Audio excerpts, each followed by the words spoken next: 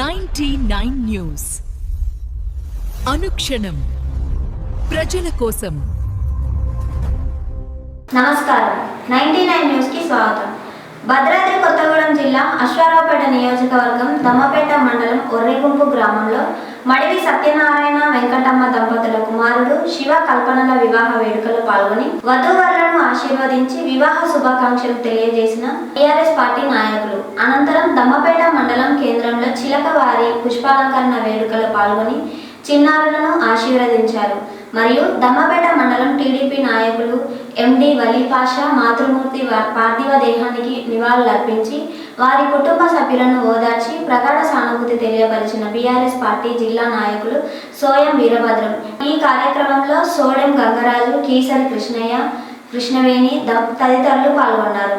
ఇటీవల వివాహం జరిగిన రాజోల జెడ్పీటీసీ మట్టా శైలజ కుమార్తె హారికను ఆశీర్వదించి శుభాకాంక్షలు తెలియజేసిన అమలాపురం మాజీ పార్లమెంట్ సభ్యులు శ్రీమతి చింత అనురాధ.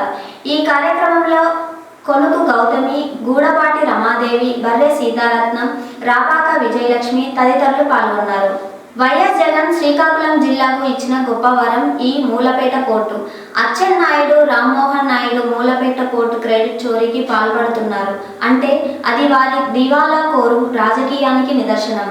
జిల్లాలో పోర్టు కలను నిజం చేసిన ఏకైక నాయకుడు వైఎస్ జగన్. జిల్లాకు మీరు తీసుకొని వచ్చిన ఒక ప్రాజెక్ట్ అయినా ఉందా అని సీదిరి అప్పలరాజు మాజీ మంత్రివర్యులు అన్నారు. మన ప్రాంత అభివృద్ధి కోసమని, మన జిల్లా అభివృద్ధి కోసమని, ఉత్తరాంధ్ర అభివృద్ధి కోసమని మన నాయకుడు, మనందరి ప్రీతమ నాయకులు శ్రీ వైఎస్ జగన్మోహన్ రెడ్డి గారు మనందరి కోసం ఇచ్చినటువంటి ఒక గొప్ప వరం మూలపేట పోర్టు. మరి ఈ రోజు చూస్తే చంద్రబాబు గారు జిల్లాకు వచ్చిన ప్రతి సందర్భంలో కూడా ఈ జిల్లా నుంచి ప్రాతినిధ్యం వహిస్తున్నటువంటి ఇతర మంత్రులు, కేంద్ర రాష్ట్ర మంత్రులు కింజరాపు రామ్మోహన్ నాయుడు గారు, మరాగరే కింజరాపు అచ్చెన్నాయుడు గారు ఈ ప్రాజెక్టు చంద్రబాబు గారు చల్లవల్లే జరుగుతా ఉందని చెప్పడం మీ యొక్క దివాలా కోరు రాజకీయానికి ఇది నిదర్శనం అని కూడా ఈ సందర్భంగా మీకు అందరికీ గుర్తు చేయదలుచుకున్నాను. నేను పల్నాడు జిల్లాలో భోపాల్ ఎయిమ్స్ ఆసుపత్రిలో వైద్యుడిగా పనిచేస్తున్న గోపి, అదే ఆసుపత్రిలో నర్సుగా పనిచేస్తున్న శంకర కుమారి వీరు నాదేండ్ల మండలానికి చెందిన దంపతులు. పుట్టినప్పటి నుండి కూతురు మౌనికకు డౌన్ సిండ్రోమ్ ఉండడంతో శారీరకంగా, మానసికంగా ఎదుగుదల లేకపోవడం చూసి కుంగిపోయిన భార్యాభర్తలు. కూతురితో సహా నేను చనిపోతానని, నువ్వైనా సంతోషంగా ఉండాలని భార్యకు మెసేజ్ చేసిన భర్త గోపి. చావైనా బ్రతుకైనా మీతోనే అంటూ బదులిచ్చిన భార్య శంకర కుమారి. దీంతో శనివారం రాత్రి నరసరావుపేటకు వచ్చి లాడ్జీలో రూమ్ తీసుకొని మత్తు ఇంజెక్షన్ చేసుకొని ఆత్మహత్యకు పాల్పడిన కుటుంబం. తెలంగాణ అసెంబ్లీ సంచలన తీర్మానం. ప్రజల ప్రాణాలను హరించే అత్యంత ప్రమాదకరమైన పురుగుల మందు పారాక్వాట్ డైక్లోరైడ్ను నిషేధించాలని అసెంబ్లీ ఏకగ్రీవంగా ఆమోదం. తయారీ, వినియోగం, రవాణా మరియు దిగుమతిపై పూర్తి స్థాయి నిషేధం విధిస్తూ రాష్ట్ర అసెంబ్లీకి కీలక నిర్మాణాన్ని ఆమోదించింది. విద్వేషపూరిత పోస్టులు పెడితే 7 ఏళ్ల వరకు జైలు. అసెంబ్లీలో మంత్రి పొన్నం ప్రభాకర్ కీలక బిల్లును ప్రవేశపెట్టారు. ఇకపై సోషల్ మీడియా వేదికలపై కులమతాలను నిందిస్తూ మనోభావాలను దెబ్బతీసేలా ప్రసంగాలు, రాతల ద్వారా జరిగే విధ్వంసాలను అరికట్టేందుకు బిల్లును ప్రభుత్వం ప్రవేశపెట్టిందని తెలిపారు. నిందితులకు కఠిన శిక్షలు విధించేలా, బాధితులకు న్యాయం జరిగేలా బిల్లు ఉంటుందన్నారు. నేరస్తులకు 1 నుంచి 7 ఏళ్లు జైలు శిక్ష మరియు 50,000 రూపాయలు జరిమానా ఉంటుందని పేర్కొన్నారు. తెలంగాణలోని పలు జిల్లాల్లో అకాల వర్షాలు మొదలయ్యాయి. కరీంనగర్, ఆదిలాబాద్, ఆసిఫాబాద్, మంచిర్యాల, నిర్మల్, నిజామాబాద్ జిల్లాల్లో అర్ధరాత్రి నుంచి ఉరుములు, పిడుగులు, ఈదురుగాలతో కూడిన వర్షాలు కురుస్తున్నాయి. ఈ వర్షపు ప్రభావం క్రమంగా ఉత్తర తెలంగాణ నుంచి హైదరాబాద్ వైపు విస్తరిస్తోంది. హైదరాబాద్, మెదక్, సంగారెడ్డి, వికారాబాద్ ప్రాంతాల్లో కూడా వాతావరణం మారిపోయింది. ఈదురుగాలులతో కూడిన వానలు పడే పరిస్థితి ఏర్పడింది. ఇక నల్గొండ ప్రాంతంలో కూడా వచ్చే 2 గంటల్లో వర్షం కురిసే అవకాశం ఉందని వాతావరణ కేంద్రం హెచ్చరించింది. మన బట్టి విక్రమార్క కేవలం ఒక నాయకుడు మాత్రమే కాదు, ఈ రాష్ట్రం గర్వించదగ్గ మేధావి. నాడు అసెంబ్లీలో గొంతు నొక్కాలని చూస్తే అలుపెరగని పీపుల్స్ మార్చుతో వేల కిలోమీటర్లు నడిచి ప్రజల గుండెల్లో గూడు కట్టుకున్న ప్రజా మనిషి. నేడు సంక్షేమమే ధ్యేయంగా ఆయన ప్రవేశపెట్టిన అద్భుతమైన బడ్జెట్ను చూసి ఓర్వలేక అర్థం లేని విమర్శలు చేయడం ప్రతిపక్షాల అజ్ఞానానికి పరాకాష్ట. వ్యక్తిగత విమర్శలు మీ స్థాయిని తగ్గిస్తాయే తప్ప బట్టి నిబద్ధతను ఇస్మంతైనా మార్చలేవు.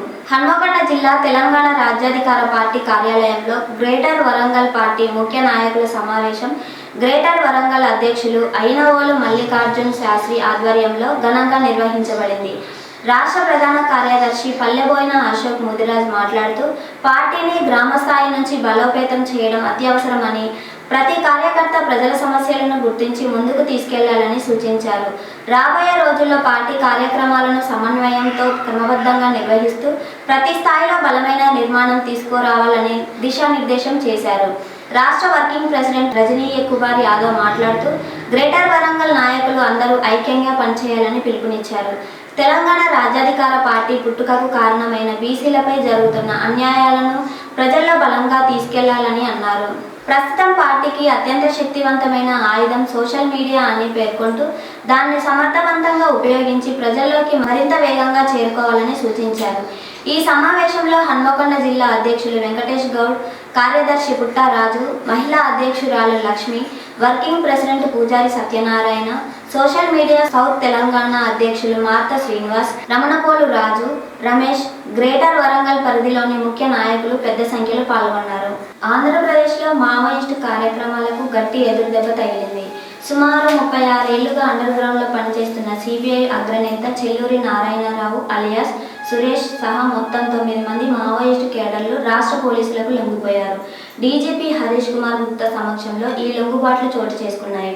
లొంగిపోయిన వారిలో కేంద్ర కమిటీ సభ్యులు స్థాయి నాయకుడు ఉండటం ప్రాధాన్యత సంతరించుకుంది. ప్రభుత్వ సరెండర్ మరియు రిహాబిలిటేషన్ పాలసీ కింద చెల్లూరి నారాయణరావుకు 25 లక్షలు, ఇతర కీలక కేడర్లకు 4 నుంచి 5 లక్షల వరకు, మిగతా సభ్యులకు 1 లక్ష చొప్పున ప్రోత్సాహాలు ప్రకటించారు. తక్షణ సహాయంగా ప్రతి ఒక్కరికి 20,000 చొప్పున అందజేశారు. ఆపరేషన్లలో భారీగా ఆయుధాలు స్వాధీనం.